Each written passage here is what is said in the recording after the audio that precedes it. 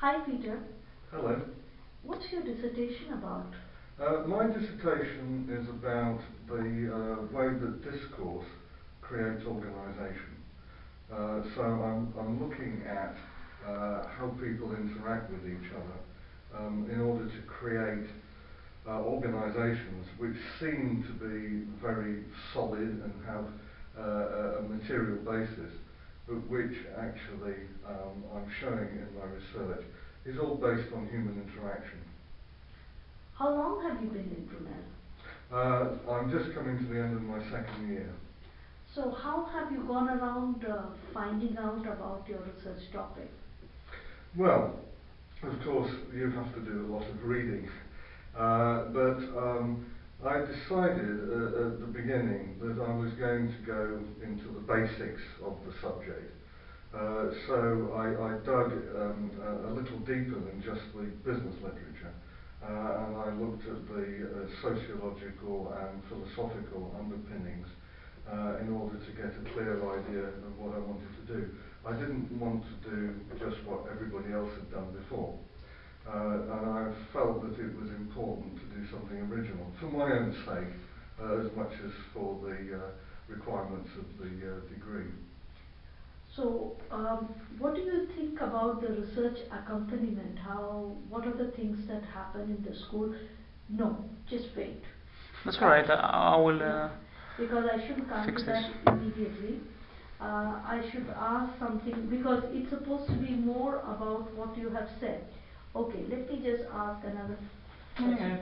Okay, so how do you think, what's been written about this kind of a topic? What you're saying is very interesting.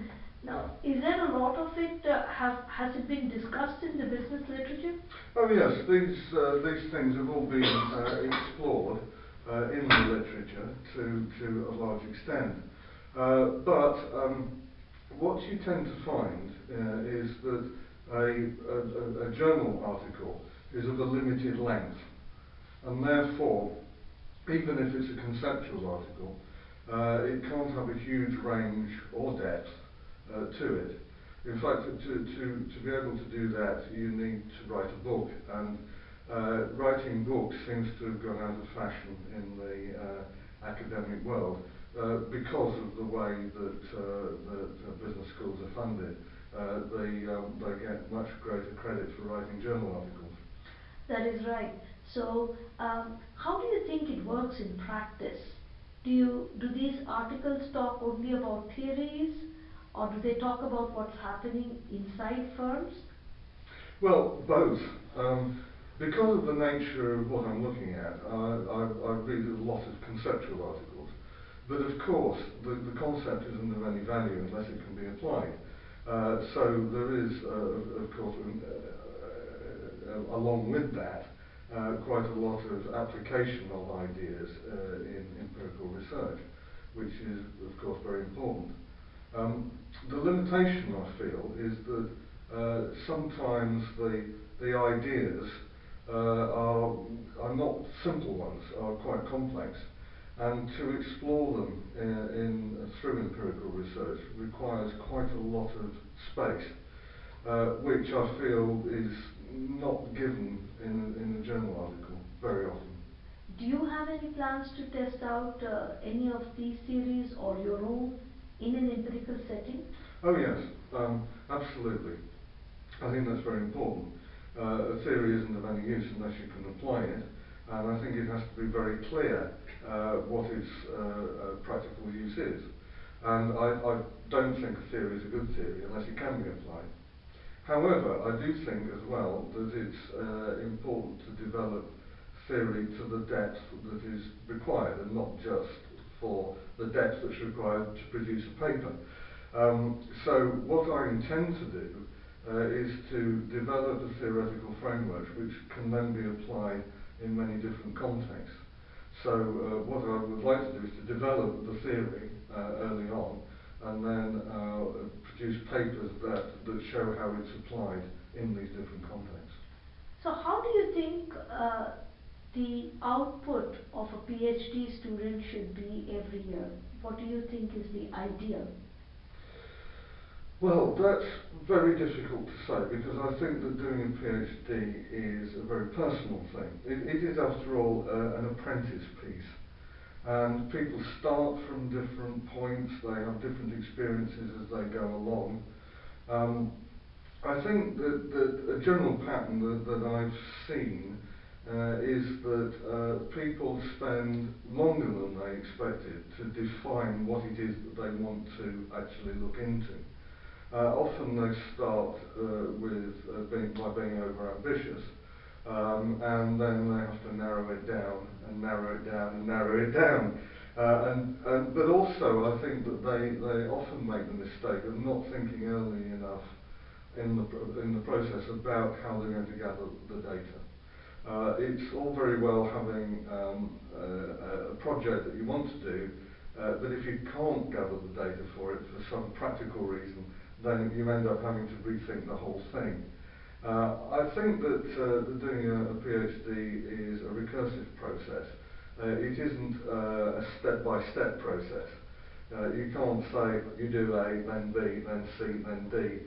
In fact, you've got to go round that loop several times in order to produce something that's worthwhile.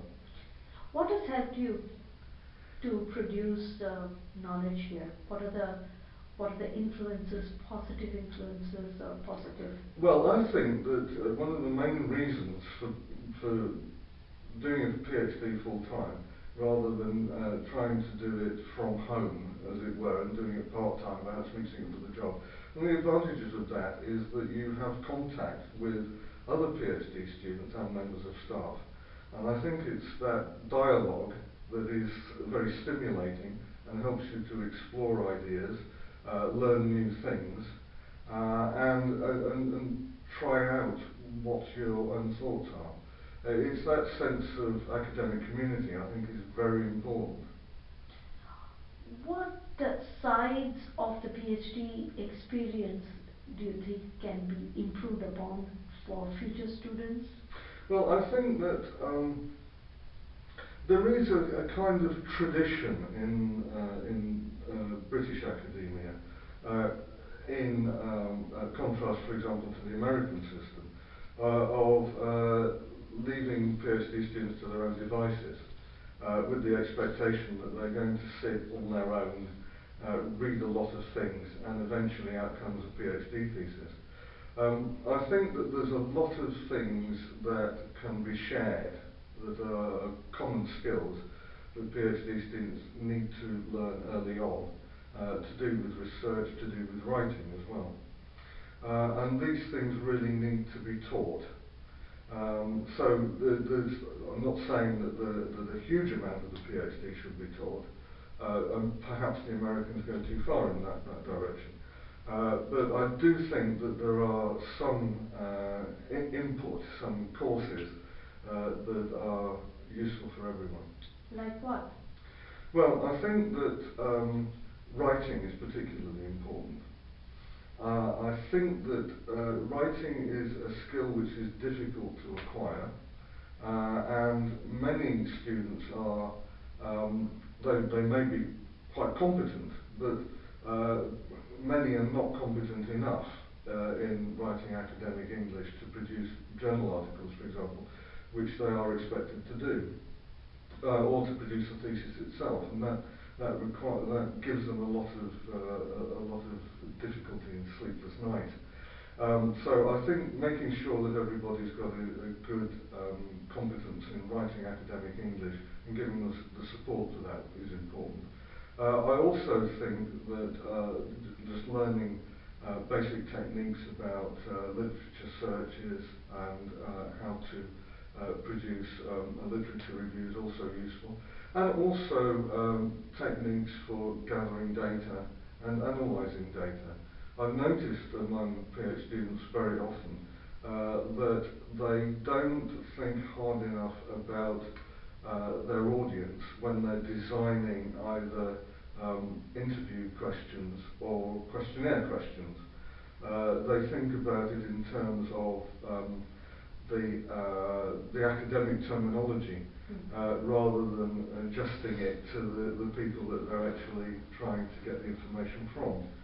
that sort of thing, I think, is very important to make people aware of.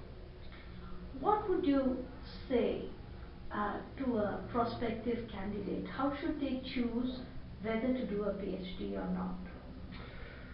I think that, I suppose my basic feeling about that is that in order to successfully complete a PhD, you have to really want to do a PhD.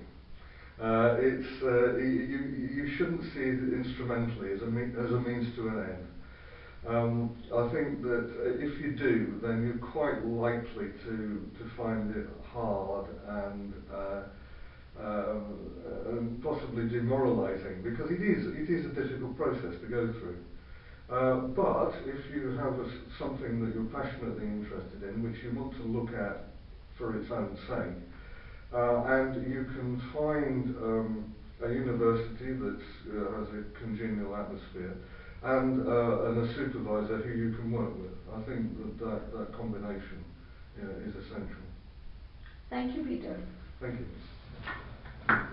Is it Name? Yeah?